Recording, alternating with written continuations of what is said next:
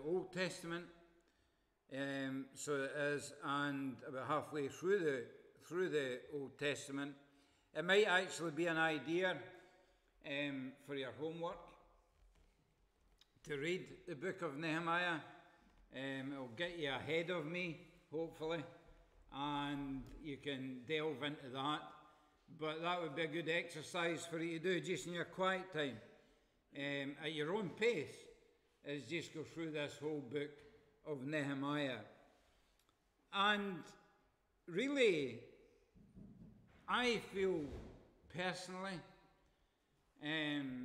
that the temple, as it were, we could call it the church, certainly in the UK, certainly in Scotland, has been on the decline for years. And we need to start rebuilding that temple. We need to start rebuilding the church, if you like. And I hate to tell you this, but if you never thought yourself as a brickie, then I'm sorry, that's part of your job description as a Christian. To start rebuilding that church. Charles Swindon has written many books, but I actually love the title of one book in regards to this that he has written. And the title is simply this: Hand me another brick. Hand me another brick. And I wonder if that is our prayer. Hand me another brick, so that I can start rebuilding this temple, so I can start rebuilding this church. And thankfully, in one sense, we here in Port Gordon have seen that happening. And we give God all the glory and all the honour for that. But a very, very brief introduction to this book of Nehemiah. If we had to look at it, the first thing that we notice is we see that the walls of the temple have been destroyed. The walls of the temple have been destroyed. And not only that, but we have to recognize that the gates have been set on fire by the enemy. I'll come on to more about that possibly later on. But we can see in this book, and with the book of Ezra, that they were one book at one time. Throughout time they have been separated, but Ezra and Nehemiah were one book. And we can also see that there isn't only a physical significance to this book, but there is also a spiritual significance to this book. And in actual fact, when we go through the two of them, if we had to read through Ezra and Nehemiah, we would see that there is close links with the book of Chronicles. And some scholars would actually say that the person who wrote Ezra and Nehemiah wrote the four books. They wrote 1st and 2nd Chronicles as well. And I keep going on about this, but I really do believe it.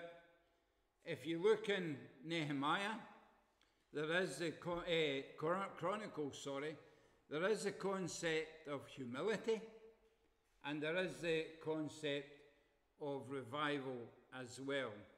If you look at Nehemiah and Ezra, there is the concept of humility, and there is the concept of revival also.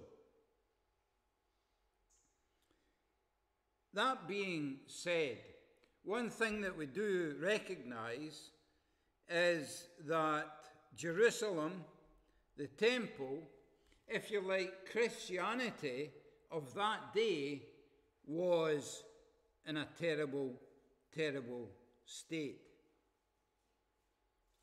I wonder if that rings true of today. I wonder if we can say the same today as they were saying in Nehemiah. Quite a sobering thought, really. And to a certain extent, I would have to admit and say, yes, the church is, in one sense, in a terrible state today, as it was in that day. If you like, the walls and the gate are being attacked. The defence line is being breached, as it were. And that can be a bit of a negative story. But we'll see later on how that totally and utterly transforms, or can be transformed. As I said, if you think about the glorious temple that Solomon had built with all its wonder and splendor and beauty, then that lay in terrible, terrible ruin.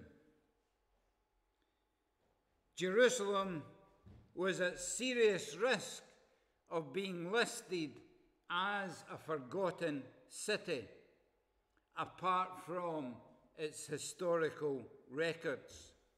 We could almost say it was at risk of being what we would call a ghost town. Shops were being closed, businesses were failing, churches were failing, and it was in a terrible state. Many Jews of that time, and I don't want to go into this in any detail, but many Jews of that time had made their home in Babylon.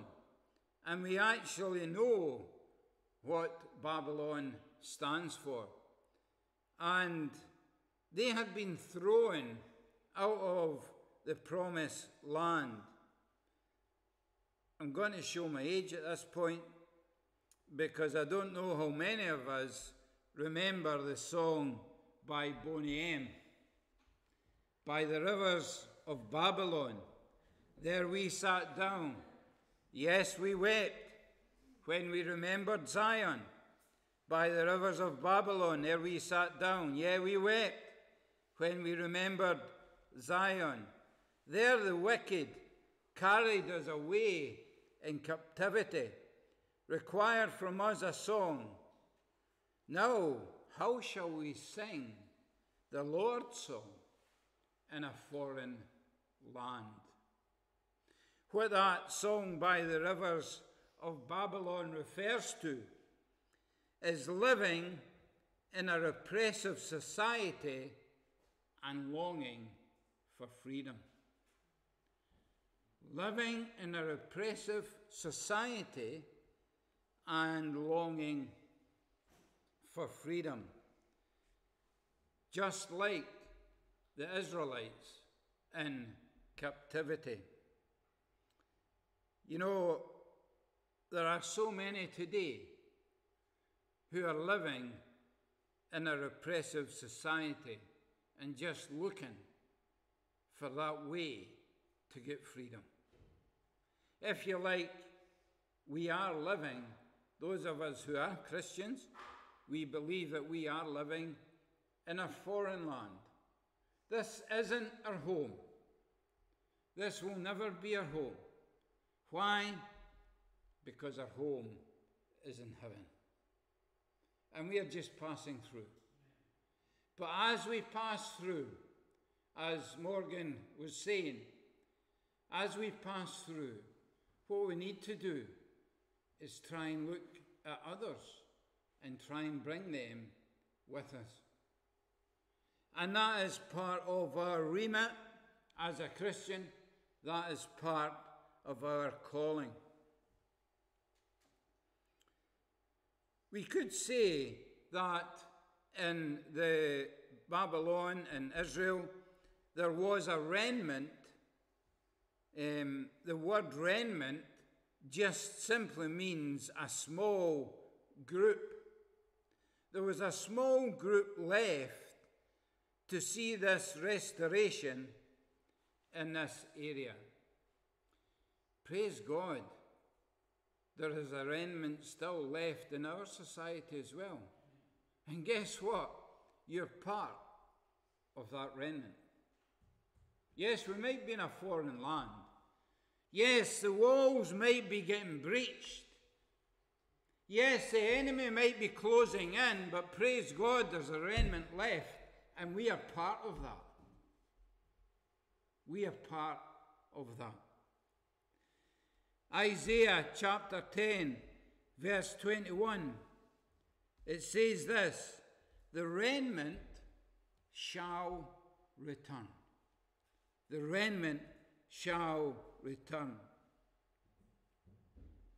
Just to highlight really the state of things, and some would say it's less than this actually, but there was a census in Scotland taken about religion in Scotland, and it is said that 1 in 3 would say that they were Christian in the UK. 1,941,116 people with no religion.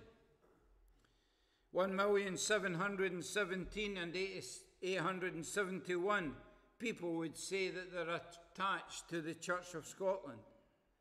291,275 would say that they belong to another church. As we can see from that there are fewer and fewer Christians as time goes on. Some could say that there is a remnant left in Scotland. In Jerusalem, there was only about 2% that was left or returned. It is said that there is 31% of people would identify as Christian in Scotland. And remember, what we're saying here is that they would identify as Christian. And there can be a big difference. We don't need to go into that today.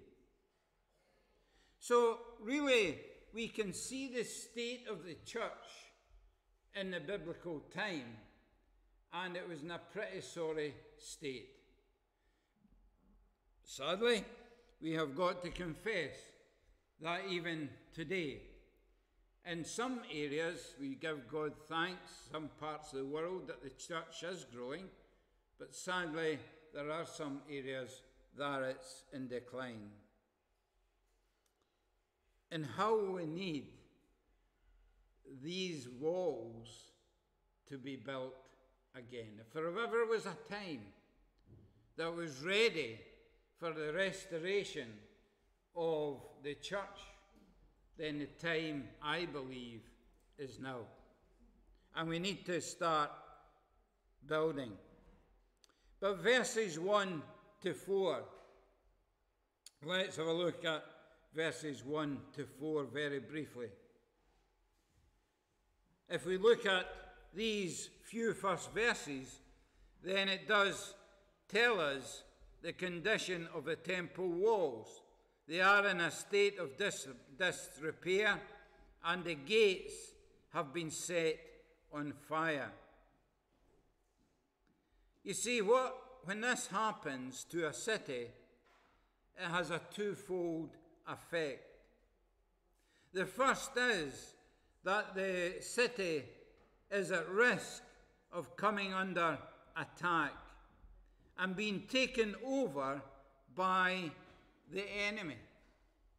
And when that happens, the residents of that city, they are under attack as well.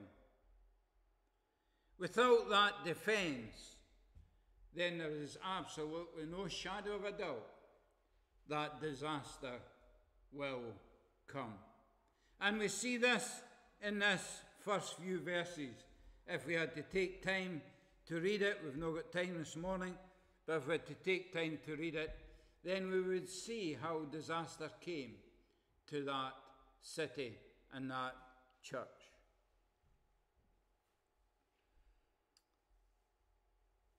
In the book of Ephesians, chapter 6, it says this: "Be strong in the Lord and in the strength of his might.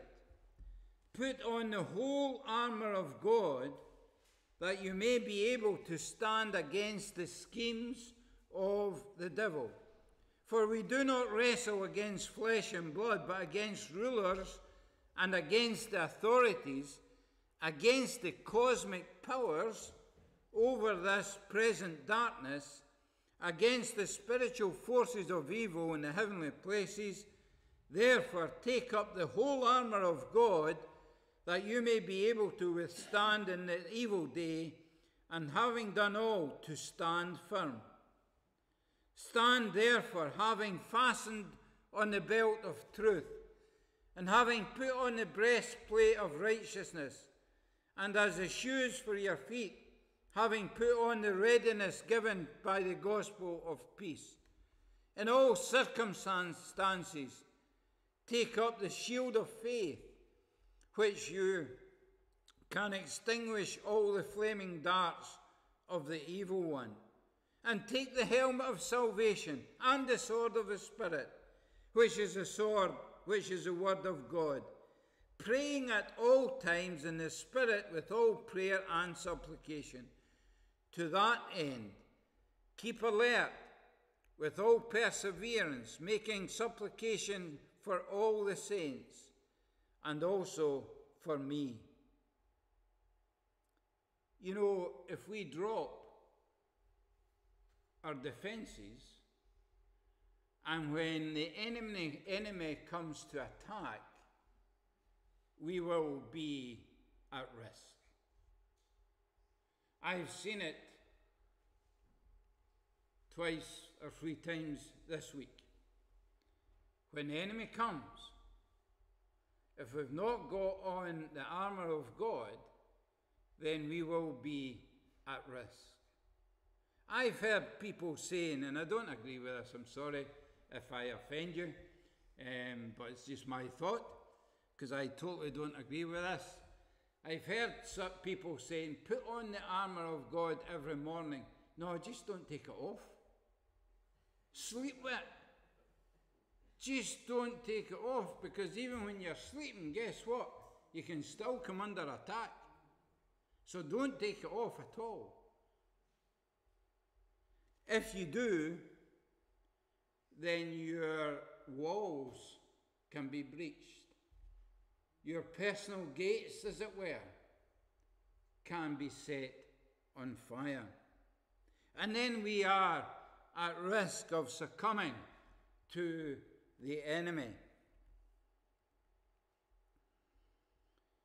The simple matter of fact is that if we don't have the armour on, then we will be vulnerable. We are at the risk of coming under attack. So we come to this book of Nehemiah. Enter Nehemiah. Nehemiah, who was a trusted official. And if we look at this, you notice the first thing that he does. I think this is amazing. The first thing that Nehemiah does is simply he comes to prayer. He comes to prayer. Isn't that amazing? Everything that's going on, all the hassles that might be happening there, and yet we see Nehemiah coming to prayer.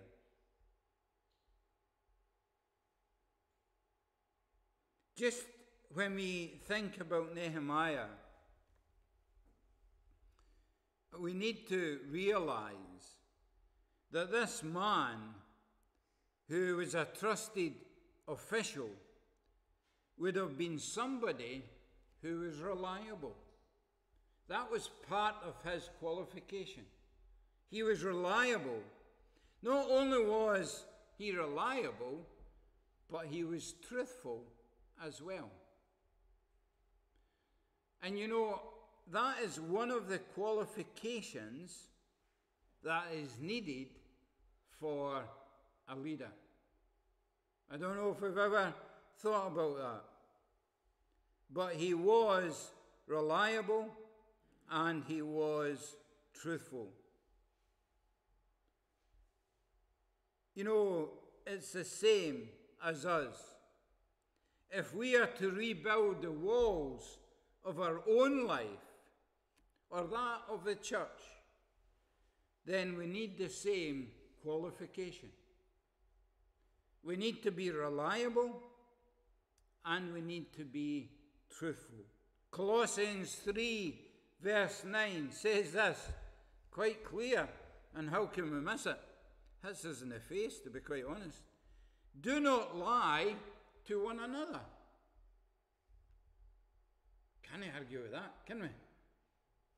Do not lie to one another, seeing that you have put off the old self with all its practices.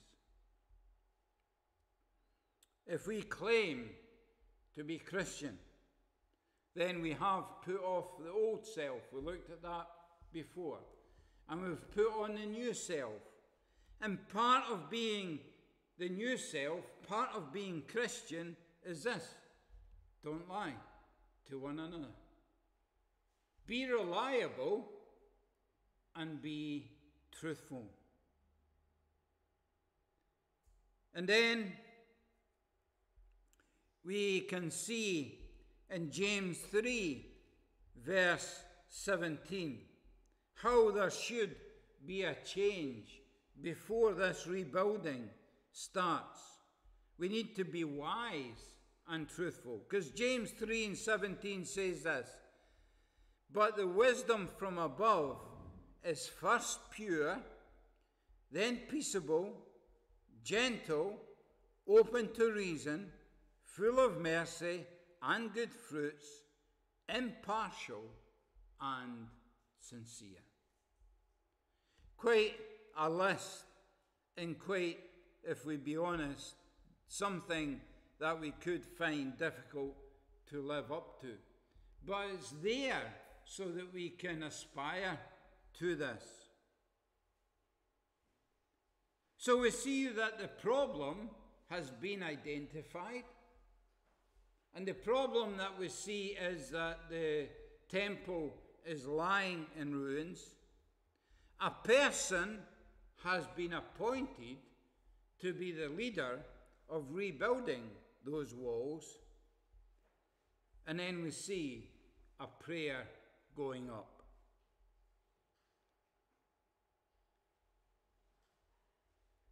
You know, before Nehemiah gets a team together, before they lay the first brick, before they mix the first batch of cement, what is it Nehemiah does?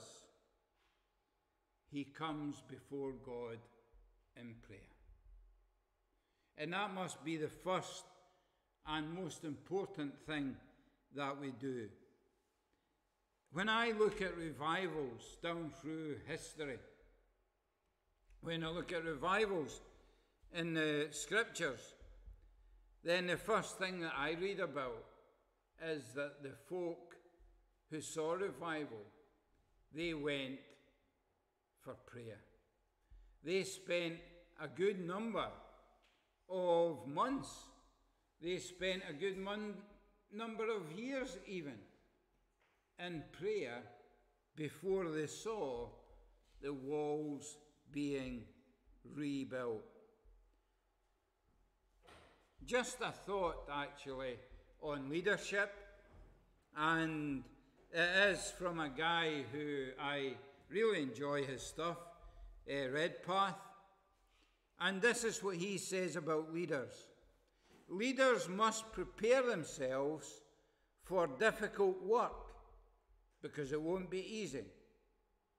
There is no winning without warfare. There is no opportunity without opposition.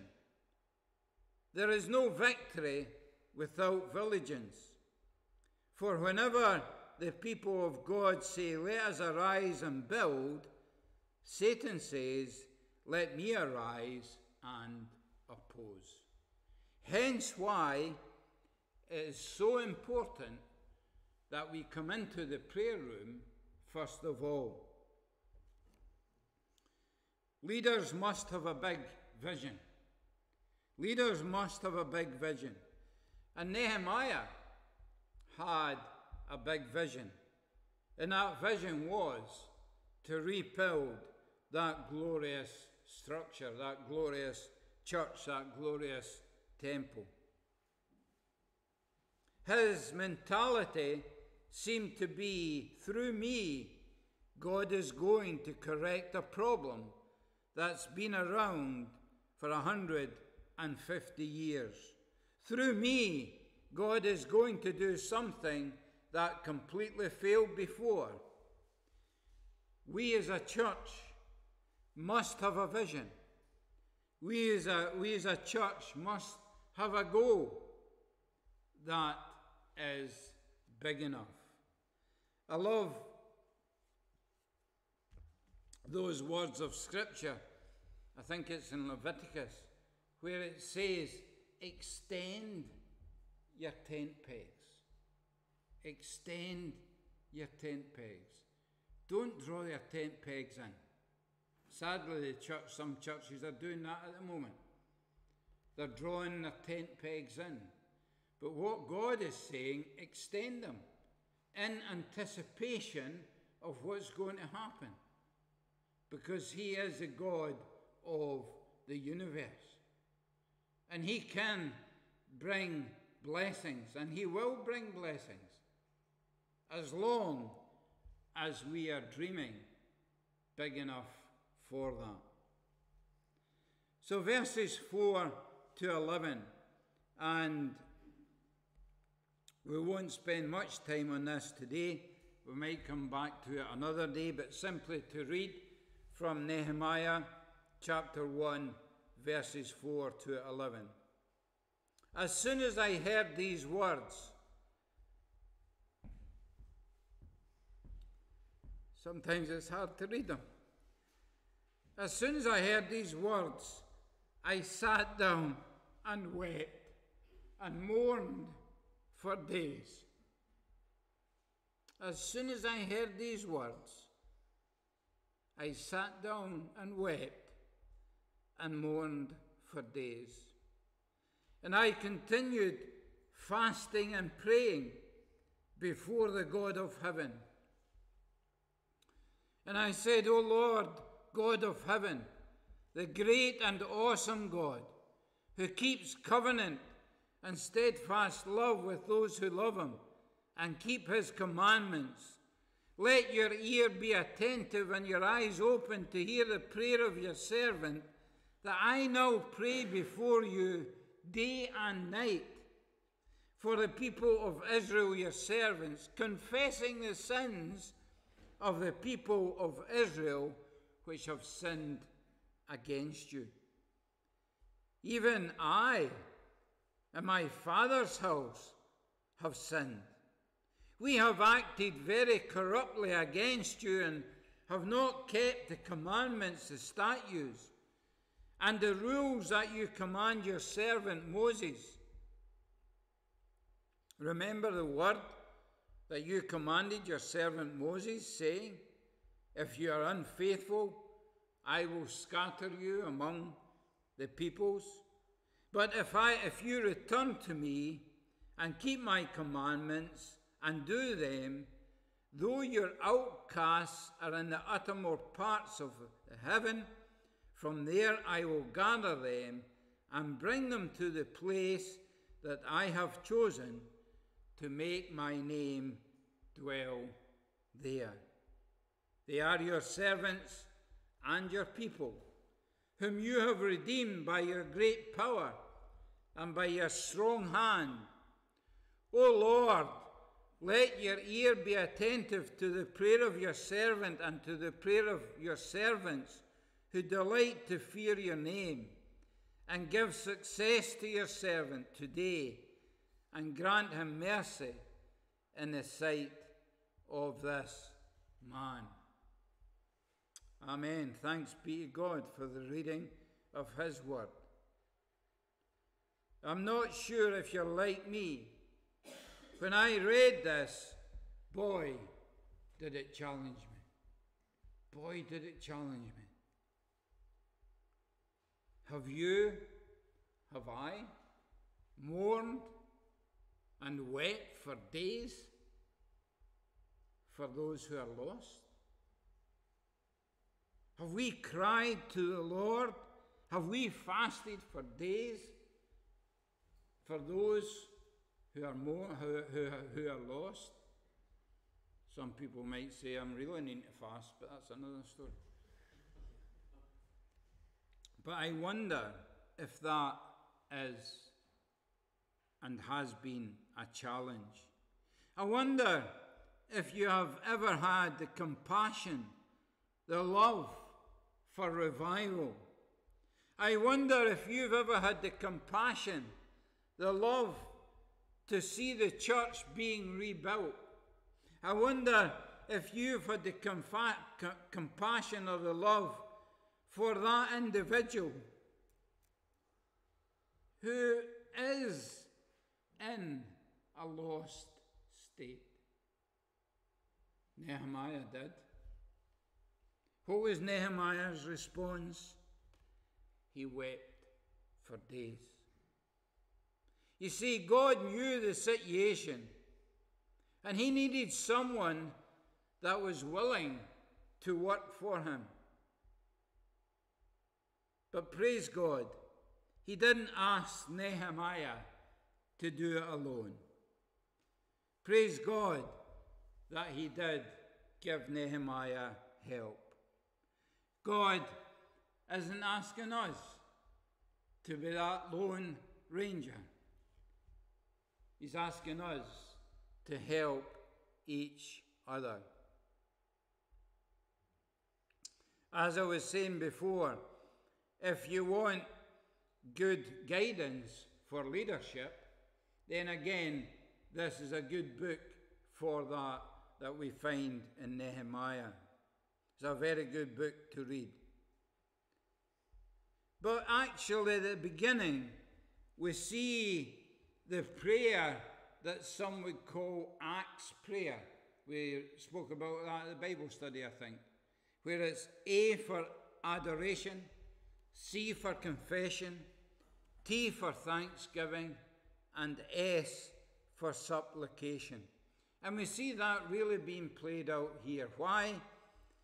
Because first of all, we see that Nehemiah, after falling down and weeping, what is it he says? O Lord God of heaven, the great and awesome God, who keeps covenant and steadfast love with those who love him and keep his commandments. If you like, Nehemiah is adoring God for who he is, the creator of the universe. And then he comes in confession. And he doesn't only confess the sins that he committed, or the sins that maybe his father committed or his household committed, but he confesses the sins of the whole of the people. I might confess my sins. Do I confess the sins of my household? Do I confess the sins and ask for forgiveness for the whole of the church? Challenging stuff. Challenging stuff. But when he does this, and ask for forgiveness of our sins, then we see things beginning to move. You know,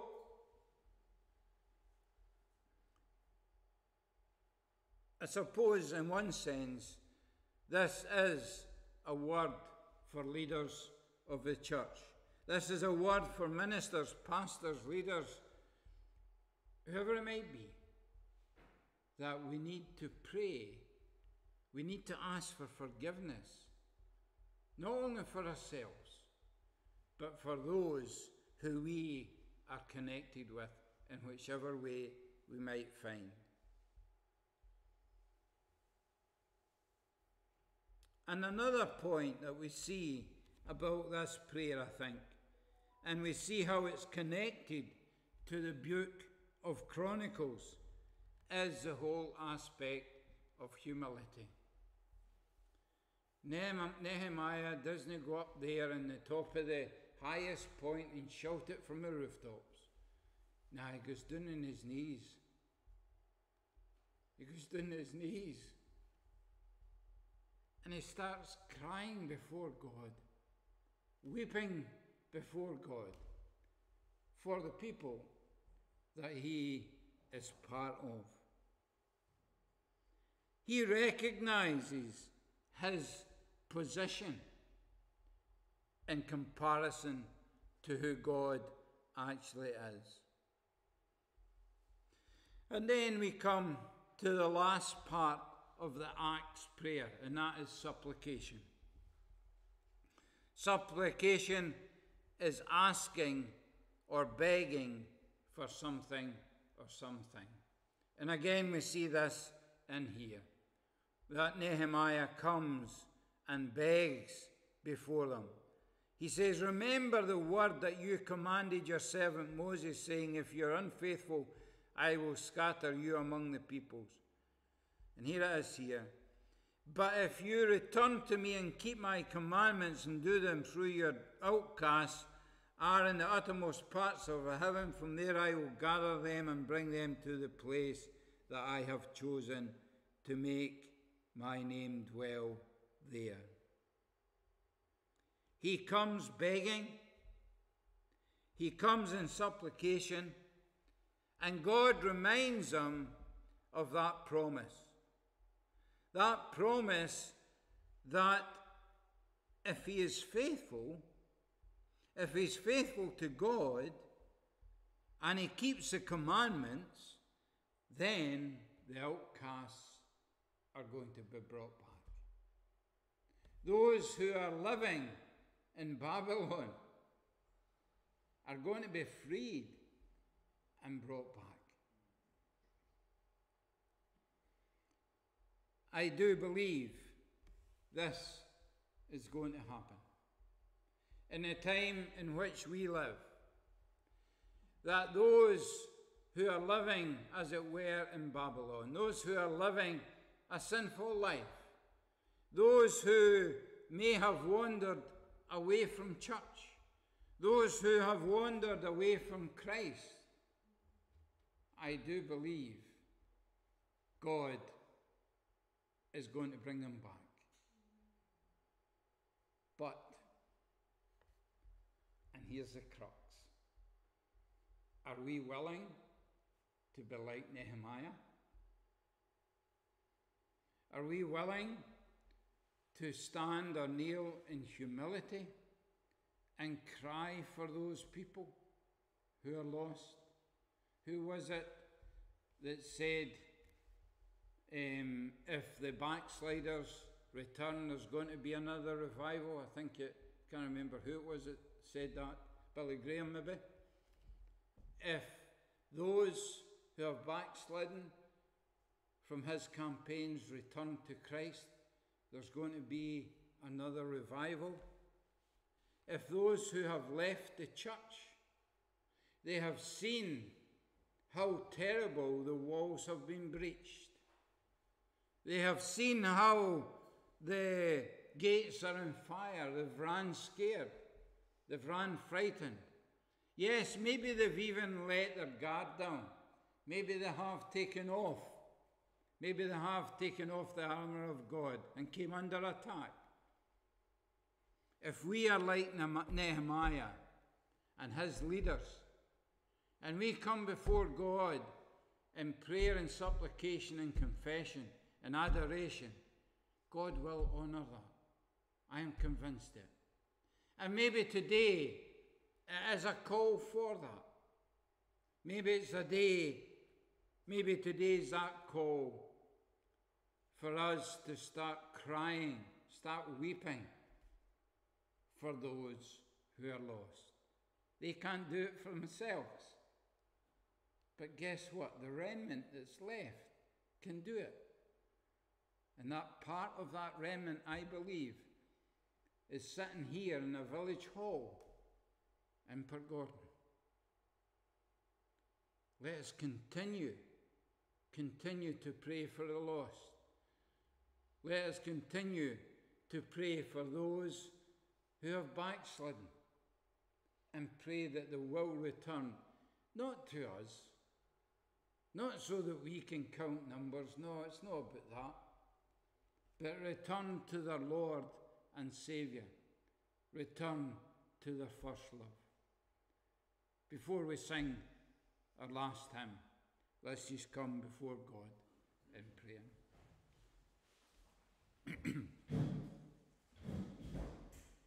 Father, we thank you. We thank you that you have left a remnant. Father, we thank you that you have left us with that responsibility. Father, to come before you and cry for those who are lost. Come before you in prayer and supplication for those who have wandered away. Lord, help us. Help us in our weakness to be bold for you. Help us in our weakness to be strong for you.